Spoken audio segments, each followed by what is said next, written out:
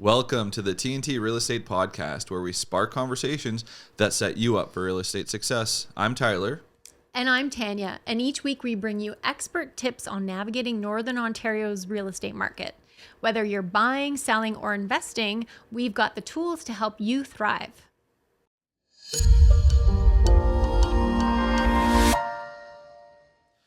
Okay, so today is for the real estate agents out there or the people that want to get into real estate. So we're going to talk about how to make $100,000 in your first year of real estate.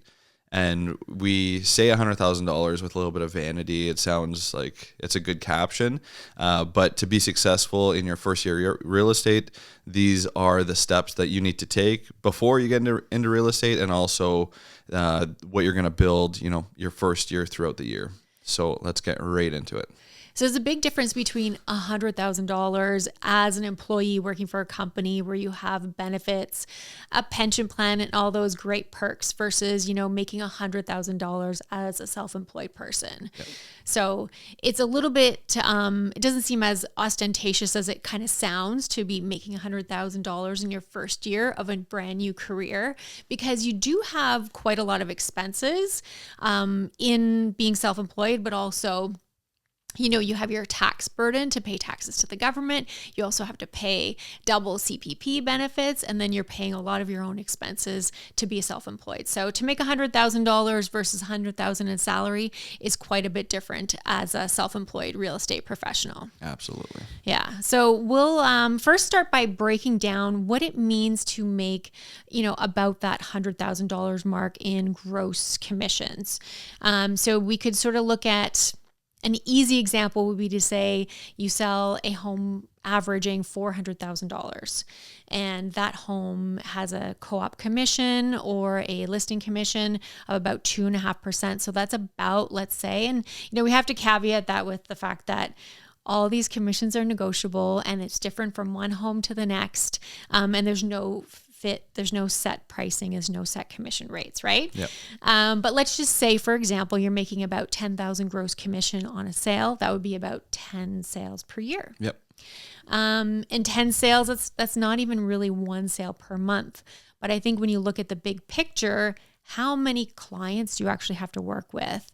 And how many offers do you have to make in order to have 10 successful closed transactions in a year? Absolutely. Yeah. And even if we talk pre-COVID, let's say 10 years ago, you can have 10 buyer clients, write 10 offers, and get 10 houses. Mm-hmm. We're in a different market right now. So we were talking a little bit before the show, how many offers per client. And it depends on the client too, because some people will go in and they know what is expected and what's needed to get the house, and others need to go through a little bit of a learning curve and, lose a couple offers before they win one. So yeah. When you think back during that sort of COVID year when everything was crazy and we were, lined up outside of homes, like one showing after another, and there were so many multiple offers, I think we must have done some clients 10 or more offers. Yeah.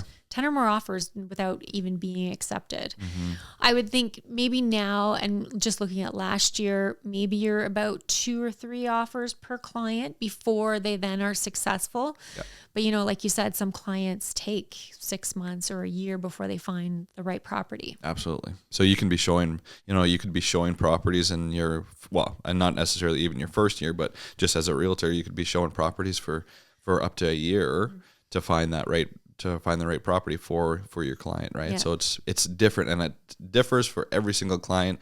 I've had some clients that bought the first house that they saw, and they were just happy with it. It fit everything they needed, and sometimes they kind of flexed it a little bit, and they just moved in. They've been happy ever since in that house, right? And I'm sure you've had some clients that you've had for years. I've been in real estate 10 years now. I have a client that's not necessarily actively looked for since my first year of real estate, but they're like, oh, can we go see this house? Can we go see? Then they haven't moved yet, but they're just kind of browsing, mm-hmm. They'll buy, maybe they won't, but it's a journey, Yeah, absolutely. So let's say maybe about 20 to 25 clients is probably what you should aim for in your first year to start working with. So whether it's buyers or sellers, what do you think in terms of first year in your career, buyers versus sellers, what do you think people should focus on?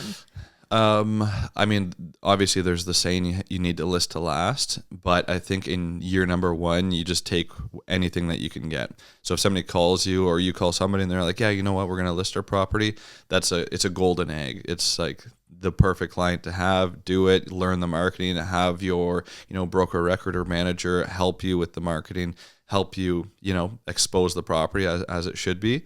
But the majority of your clients will probably be buyers. You'll be doing a lot of running around, but also that's a great learning opportunity to be in houses, looking at different, shapes, sizes, foundations, roofs, like just having the experience of being in, let's say 1,000 houses your first year is going to give you so much more education than sitting, one open house a weekend. Yeah. So much knowledge that you can gain just from viewing different homes with people and then seeing what those homes actually do end up selling for. Yeah. Okay. So let's say you want to have 20 to 25 clients in your first year. Yeah. How does one go and get those clients? There's an array of ways, but the biggest takeaway is just being out there. The more people that you meet, the more clients you will have. And you're not going out there looking for clients, but you're going out there looking to build relationships with people. It's got to be genuine because it's called commission breath. When you're looking for, when somebody knows that you're just coming looking for a commission, you have commission breath. And so you have to be out there building genuine relationships and, focus on the people that know, like, and trust you. So your family, your friends, your sphere of influence. If you've worked a job before real estate, lean on the people that already know you. But to build up that sphere of influence, do open houses, sit on open house every single week. Every single weekend. On Sundays is the typical day in Sudbury, and then Wednesdays in the summer, just sit one and let people come to you, have good conversations about real estate. The worst thing that they'll say is, we already have an agent. The best thing, you're going to have a real estate conversation that maybe you wouldn't have had previous to that. But you're going to learn, how to talk real estate, how to talk shop with the consumers that, are maybe one day going to be your client. Yeah, I think a lot of agents and prospective agents have the idea that there's a bit of a barrier. You don't want to be salesy, like you said. You don't want to come across as asking for business. And so sometimes that can make you a little bit inside your shell and say, I don't want to pick up the phone and call them because then they're going to think I just want their business. Mm-hmm. But you can approach sales and, selling homes, especially, in a different way. And you can look at it as though you're giving them value. You're filling a need, you're helping people, giving them information that they're looking for. And if you just try to connect with people at an open house, for example, where there's strangers coming in, you've never met them before, just try to connect with them on a genuine level and ask them about their needs and wants and see if you can help fill their needs and wants. Mm-hmm. It's not necessarily about making a sale that day, right? I think it's about building those relationships. And so hopefully some new agents can take a bit of that sort of scaredness away from them and not be so scared to go and put themselves in front of people, put themselves in front of strangers and start talking about real estate or talking about, what they know about the market. Mm-hmm. Okay. So let's back up a little bit.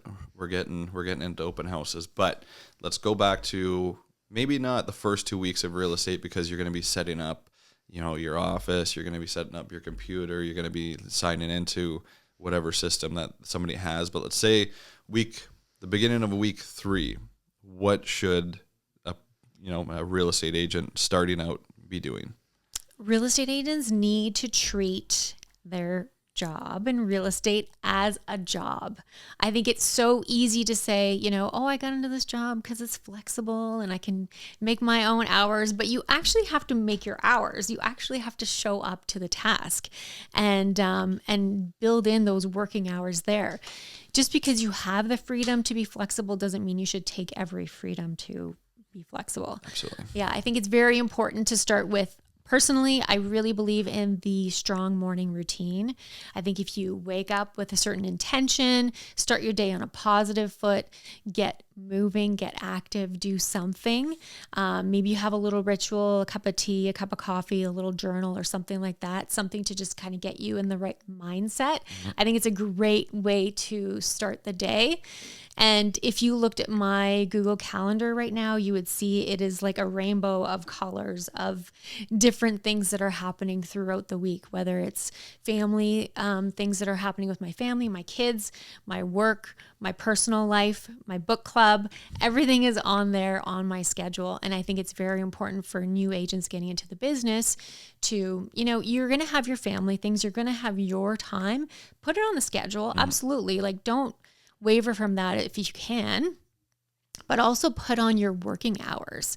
Schedule some time to make phone calls, follow up, put those open houses on your calendar, and schedule time to be working in your business.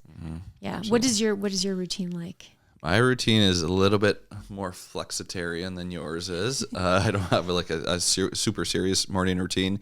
Right now, it's, the cold tub, getting moving a little bit in the morning. I was sick this week, so it's a little bit different. But, I, in the office, so I drop off the kids at 8:30. I'm in the office by 8:45, and I kind of get to work. But I like the mornings, and it depends on the person. But in the mornings, I like to get the office stuff done, the working on your business stuff, and then the afternoons is working in your business. So you're typically out showing properties. Afternoons, weekends, nights. If you get a client that's flexible during the day, it's awesome. But so my mornings is working on my business, doing the follow up, the CRM, the calls, and then afternoons and evenings are working in your business. So doing the showings, doing the listing appointments, that kind of stuff. Yeah. You mentioned the CRM there as well, and sort of having your business things happening right in the morning. I think the CRM is a very important tool that a lot of agents really don't get into until they're later in the business. Yeah. But it definitely, if you have an office CRM that's available to you, it's probably a great tool for you to start using right away, just so you can sort of be organized with your clients and what's going on in your life and in your work. Yeah. I didn't know what a CRM was for the first 3 years. I know we've talked about this on other episodes before, but we just had an agent join us. They weren't sure what a CRM was, so we had them, fully set up on what it is, working in it every single day, like any professional would. But it's a game changer, and I can't believe there's trainers and managers out there that aren't telling their clients to do the CRM. But it's so important to start. Because it sucks. It sucks doing it in year 5 Yeah. when you have all these people to look back on and try to find emails and trying to find phone numbers. It's just way better to do it off the house, and especially when you're a little bit less busy. Like the first year in real estate, you're not going to be extremely busy, unless you join like a crazy high producing team or an individual agent who you're kind of shadowing. But you have time, so start working in that stuff that you can do, in those morning hours. Spend an hour logging in everybody everybody you've talked to basically into your CRM, and so you just have a database to work through. That's a great point. Like, it's really good to take the time to be organized when you have the time to be organized. But I feel like a lot of agents will have difficulty with staying true to their hours and staying accountable to the work that they have to do. And, you mentioned team there as well. So that might be something that agents might consider if they needed a bit more structure and wanted to be working in more of an employee kind of environment. But if you didn't want to be with a team, what would you suggest an agent could do to sort of help them stay on track? So obviously we just talked about the schedule. That's number one. Other ways to do is, use the agents that are in your office. And it's not necessarily, we talk about networking, being out there meeting consumers, but you should also be in your office talking to other agents that are willing to help, and just see, how did they start, especially the people that have been in the business and, are at the place that you want to be selling, 50 homes a year, or whatever it is. Talk to them, see how they started. And they're going to tell, okay, you know what? I talked to there's all sorts of different principles, but I think one is the 5-5-4. Talk to 5 people you never talked to before, or talk to 5 people that are in your sphere, and then follow up with 4 clients that you've talked to and you're actively working with. It's just sticking with those principles, and you go on YouTube and there's thousands of them, but one that resonates with you, stick to that one and move forward with it. That's a good point. You mentioned talking to agents in your office and learning from them as well. I think oftentimes not really me, but some people think that other agents are your competition, and you got to keep your cards close to yourself and not let other people know what you're doing and not speak to other agents because they are indeed your competition. How do you feel about the competitive nature of real estate? I totally disagree. Yeah. And I mean, that's the kind of culture that we're building in our office is, and I forget who said it, but years ago, it kind of resonated with me, but it said, like, you think that your clients are your number one clients, but actually the agents that are in your sphere or agents that you work with on a daily basis are your number one clients. Because when somebody sees your name on a listing, either they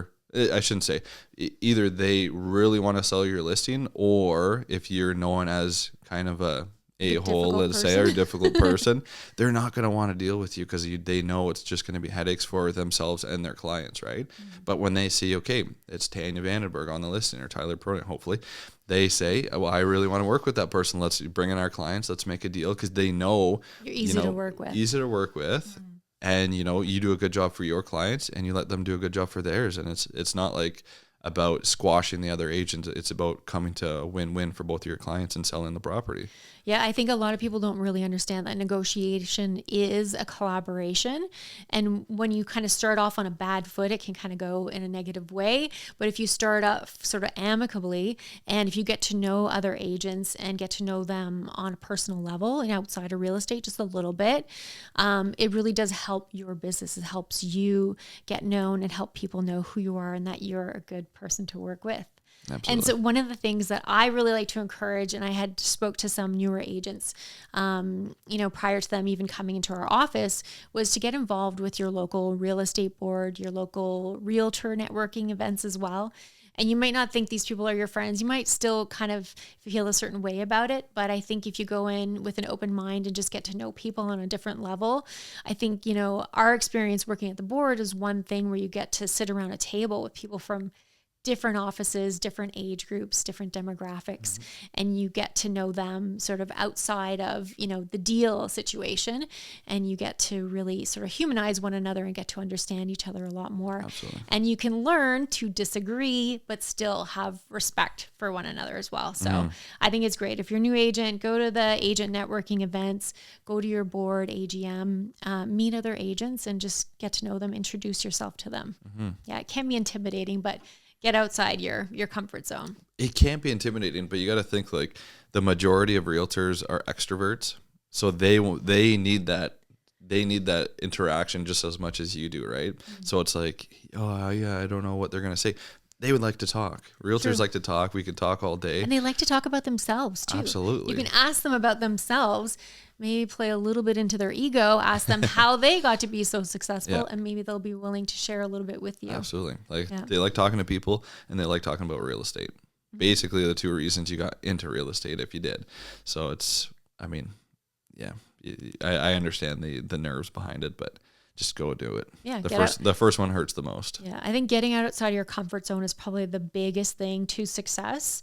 And when it comes to like making phone calls, that kind of thing, it can be intimidating, but you just have to do it and just exercise that muscle. So we talked about this a little bit in the office, following up with leads and following up with prospective clients. If somebody gave to you 2 sets of leads, 10 hot leads, they just went on your website and they were inquiring about a property, versus 10 leads that were 6 months old and had kind of been in the system looking at properties, which 10 leads would you choose? The hot ones every single day. Just kidding. I would. I know you would. Yeah. I know you would. So I was just listening to this podcast, which kind of talked about this, and he basically says this to his clients, or to his agents that come on. They're like, hey, basically 10 shiny new ones or 10 that are 6 to 12 months old. Everybody picks the hot ones. Everybody does, because they've never been maybe talked to a realtor before. They're just starting their search. But when you think about it, when they're actually transacting, so the leads that you get, whether it's over the phone, whether it's from your website, from social media, chances are they're going to transact in real estate after 6 months especially, and even after the year. So the leads that are a little bit older, especially 6 to 12 months, are actually the golden eggs, because the new ones are going to take another 6 to 12 months out of your life trying to get them to transact, when the other ones are kind of ripe and possibly ready to go right now.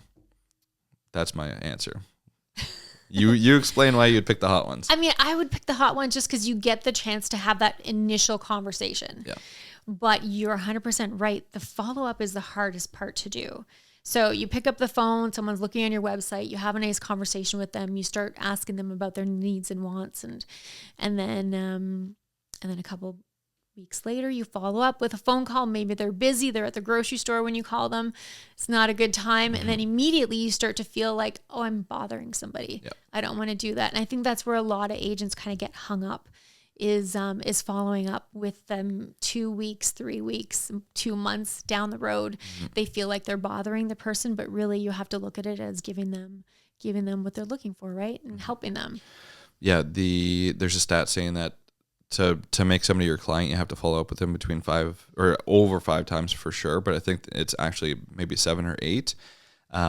So if you're not following up with a lead at least that many times, and if you call them and they tell you it was a mistake or whatever, okay, we totally get it. But we're thinking about selling, we're thinking about buying, we kind of really want to sell our house in New Sudbury and move out into 10 acres. Okay, those people actually have plans. So don't call them and say, oh, have you made your decision? Are you ready yet? Should I come over and with my listing package yet?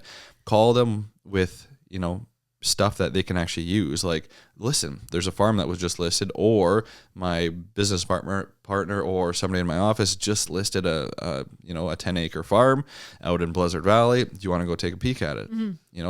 Give them something of value, and don't just bother them when you're calling or texting them. Yeah. And that's kind of where the CRM comes in handy too, because you can write notes after your conversation and keep track of what people are looking for. So when you do make that call, you're delivering something of good value to them. Absolutely. Yeah. Okay, so we've covered a really good portion of what a new agent would have to do to make $100,000 in their first year of real estate. So let's do a quick little summary. Okay, so you need to do about 10 transactions. Yep. That means getting in front of a lot of people and getting about 20 to 25 clients. So that means increasing your sphere of influence, doing open houses, getting in front of people, and working on your schedule, scheduling in work, scheduling your time, and following up with everybody. Yeah. I think that's it. I think that's great. Thanks for tuning into the TNT podcast. If you've enjoyed today's episode, don't forget to leave us a comment, subscribe, and share with a friend who might be interested in real estate. We'll catch you next time. And until then, stay ahead in real estate.